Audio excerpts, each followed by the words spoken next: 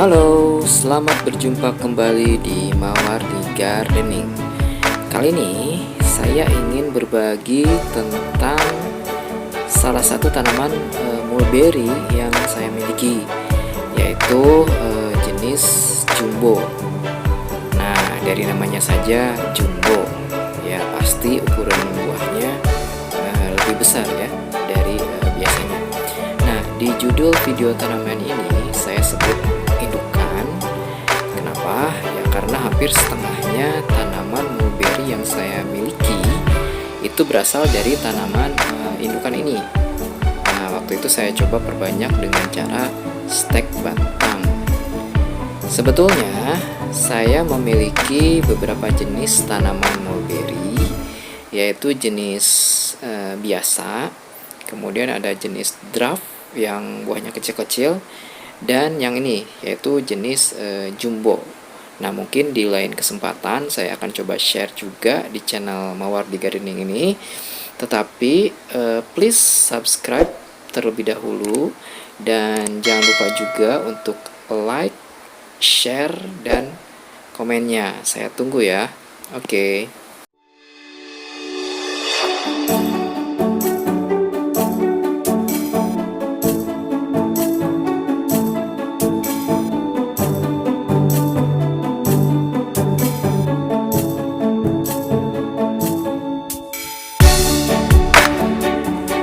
Mulberry atau istilah ilmiahnya disebut dengan Morus indica L.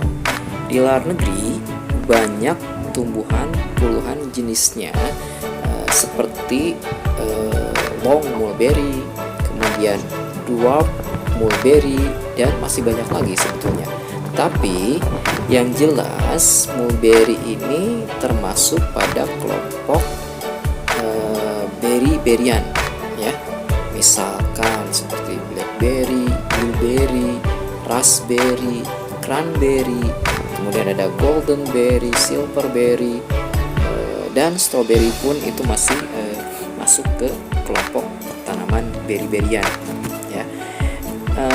Untuk tanaman mulberry ini yang seperti Anda saksikan, itu biasanya buahnya berukuran 1-2 cm. Nah, kemudian kalau untuk jumbo mungkin agak besar ya dari ukuran yang tadi saya sebutkan. Nah, tingginya itu bisa mencapai 10 hingga 15 meter, jadi cukup tinggi.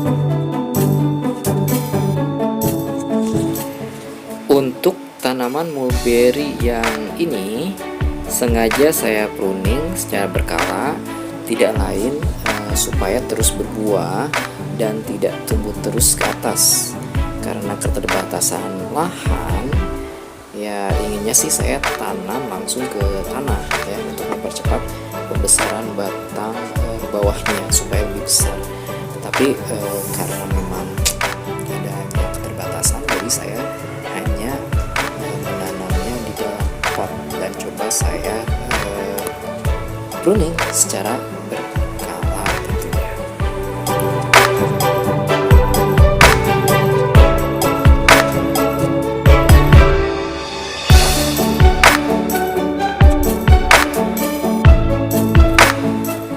Tanaman yang satu ini saya sebut indukan, seperti yang saya sebutkan di awal video ini. Mengapa? Sebab tanaman ini merupakan tanaman pertama di mana saya memperbanyaknya dengan cara stek. Sebetulnya sudah lumayan banyak sih hasil steknya, yang sebagian saya kasih ke saudara, teman, dan tetangga.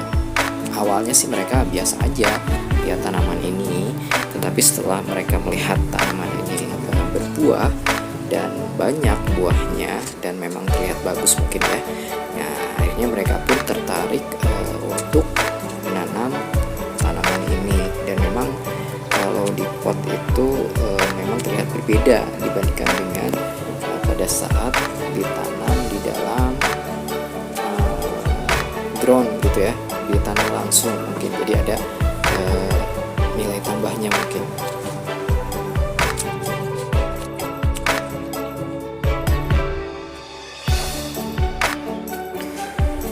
Jika dibuat bonsai, sepertinya batang bagian bawah belum begitu besar.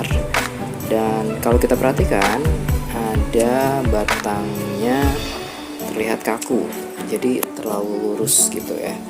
Jadi kita coba aja deh ya, mudah-mudahan nanti bisa menjadi bagus bentuknya. Nah, untuk tanaman ini sebetulnya ini habis berbuah nih ya, habis berbuah cukup lebat dan saya sempat panen beberapa kali. Nah, karena keasikan menikmati buahnya mungkin ya, jadi sampai lupa untuk mengambil gambar dari tanaman ini. Ya, memang cukup disayangkan juga sih. Nah, mungkin nanti di lain waktu saya akan coba menyempatkan share lagi ya di channel saya ini nanti ya. Dan mudah-mudahan ini bisa menghibur. Jadi jangan lupa ya untuk subscribe terlebih dahulu.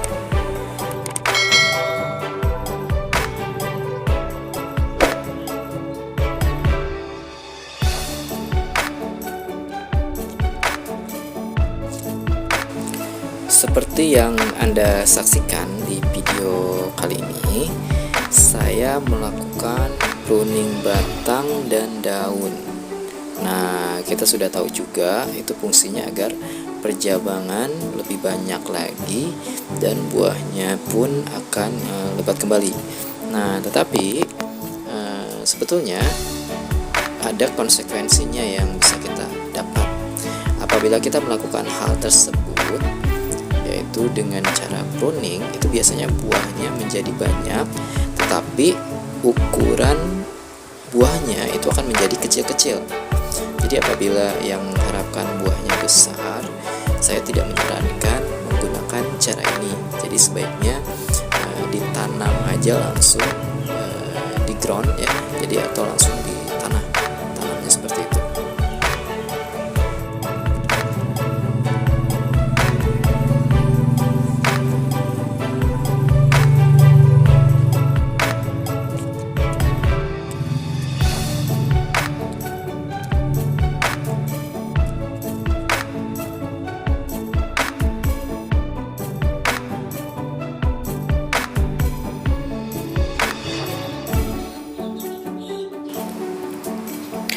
Apabila sedang berbuah banyak, saya tidak menyarankan melakukan pruning daun sampai tak bersisa. Ini dikarenakan berdasarkan pengalaman yang saya alami, biasanya buah itu tidak akan matang sempurna dan pasti banyak yang rontok. Nah, itu berarti menandakan pruning daun itu mempengaruhi terhadap perkembangan buahnya. Jadi saya tidak menyarankan melakukan pruning daun sampai tak bersisa.